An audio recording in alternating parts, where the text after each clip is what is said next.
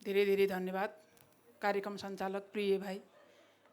यस कार्यक्रमका अध्यक्षता गरिरहनुभएका अध्यक्ष महोदय, प्रमुख अतिथिज्यू भर्खरै बाहिरिनुभयो, ड्यासमा रहनुभएका विशिष्ट अतिथिज्यूहरू, यहाँ रहनुभएका अतिथिज्यूहरू सबै आजका लागि यो कार्यक्रमलाई भनेर निमन्त्रणा स्वीकार गरेर यहाँ आउनुभएका हजुर सबै अतिथि हुनुहुन्छ, अतिथिज्यूहरूमा हार्दिक नमन गर्न चाहन्छु। आज सर्वप्रथम त कृतिकार शान्ति निहारिकालाई धेरै धेरै बधाई र शुभ आशिष दिन चाहन्छु। म साइनोले मेरो दिदीको छोरी हुन् र म सानीमा हुँ र छोरीले भोलिका दिनमा कहिल्यै नमर्ने बाटो समातेको, अमर रहने बाटो समातेको, कृतिकार हुनु भनेको, कृति लेख्नु भनेको, साहित्यतर्फ कलम चलाउनु भनेको कहिल्यै नमर्ने बाटो समात्नु हो, मार्ग समात्नु हो। व्यक्ति मरेर पनि साहित्य, उसको कर्म, लेखन कहिल्यै मर्दैन, जुनी जुनी रहिरहेको छ। यो मार्ग समातेकोमा अत्यन्तै गौरवान्वित भएको छु। म हार्दिक आभार पनि व्यक्त गर्छु, बधाई पनि दिन चाहन्छु। त्यसै गरी आज यहाँ पुरस्कृत हुनुभएका व्यक्तित्वहरू सबैलाई बधाई दिन चाहन्छु। धेरै भूमिका मैले बाँधिदिन, समय अगाडि बढिसकेको छ, हल पनि खाली खाली हुन थालिसकेको छ, धेरै लामो समय लिनु हुँदैन। अघि न कृतिको बारेमा कुराहरू धेरै आइसक्यो, कृतिकार आफैले पनि भनिसकेकी छन् यो कृतिभित्र के विषयहरू, के विषय प्रसङ्गहरू छ भन्ने कुरा। र उनले भनेअनुसार मैले पनि कृति पढ्न पाएको छुइनँ, तर उनले भनेअनुसार र कृतिको शीर्षक हेर्दै गर्दाखेरि मलाई के लाग्छ भने आमाहरूको कथा यहाँ छ र उनी पनि एउटा आमा हुन्, एउटी आमा हुन् र आमा भनेको महिला पनि हुन् र महिलाले कहिले हार्दैनन् भन्ने कुरा उनले यो कृति मार्फत दिन खोजेको सन्देश हो भन्ने कुरा मैले बुझेको छु। र महिलाहरू सङ्घर्षशील हुन्छन् र घर थेग्ने, समाज थेग्ने र यो संसार थेग्ने महिला नै हुन्। यदि महिला हुँदैनन् भने यो संसारको उत्पत्ति नै बन्द हुन्छ भन्ने कुरा उनले यो कृतिभित्र राखेकी छिन् भन्ने मैले बुझेको छु। र त्यो राख्नु पनि पर्छ र हाम्रो अस्तित्वको खोजी, आफ्नो पहिचानको खोजी हामीले आफैले गर्नुपर्छ र उनले त्यही आफ्नो पहिचानको खोजी, आफ्नो वर्गको, आफ्नो समुदायको, महिला समुदायको पहिचानको खोजी गरेकी छिन् भन्ने मलाई लागेको छ।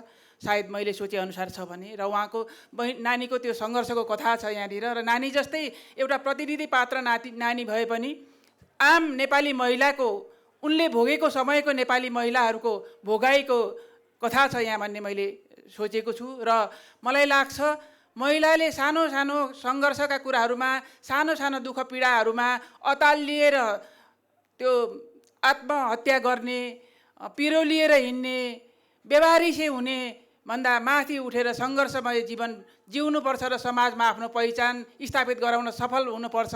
त्यो भन्ने सङ्घर्षले मात्रै गराउन सक्छ है भन्ने कुरा, एउटा हिम्मत र साहसको कुराहरू यहाँ आएका छन् भन्ने मलाई लागेको छ।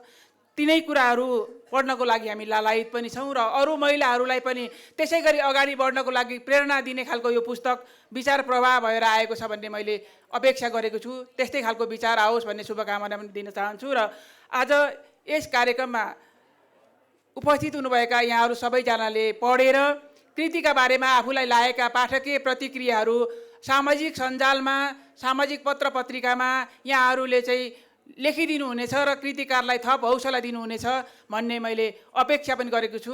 हरेक लेखकलाई त्यो अपेक्षा हुन्छ कि मैले लेखेको कुरा पाठकलाई कस्तो लाग्यो, कसरी बुझ्नुभयो उहाँले, र उहाँले मलाई के भन्न चाहनुहुन्छ, र मैले अब कुन बाटो समात्नुपर्ने हो, र मैले कुन विषय समातेर लेख्नुपर्ने हो, मेरो मुद्दा केमा आधारित हुनुपर्ने हो भन्ने कुरा चाहिँ लेखकलाई मार्ग निर्देश गर्नको लागि पनि पाठकीय प्रतिक्रियाको अत्यन्तै जरुरत हुन्छ र यहाँहरूले त्यो राखिदिनु हुनेछ भन्ने पनि मैले अपेक्षा गरेको छु। र यहाँनिर आज शान्ति नानीको सानी आमा, हामी दुवैजना आमालाई सम्झेर एकछिन भावुक पनि भइन्, उनी सन्तानलाई सम्झेर एकछिन भावुक पनि भइन्। त्यो आमा हृदय हो। आमा हृदय अत्यन्तै कोमल हुन्छ र आमा हृदय अत्यन्तै संवेदित हुन्छ। त्यो संवेदनाको छटाहरू बोकिन् एकछिन र फेरि आफूलाई सम्हाल्न सफल पनि भइन्।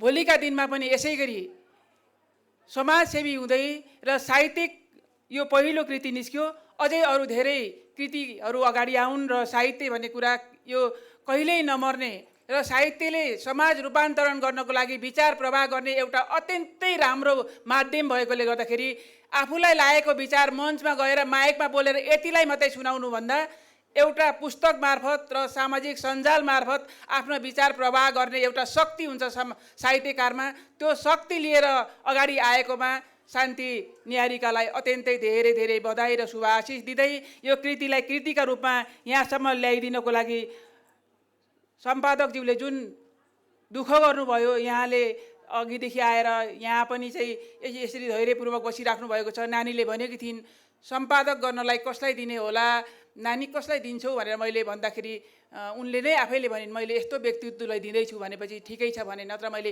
अरू सम्पादकको नाम सिफारिस गर्न खोजेको थिएँ।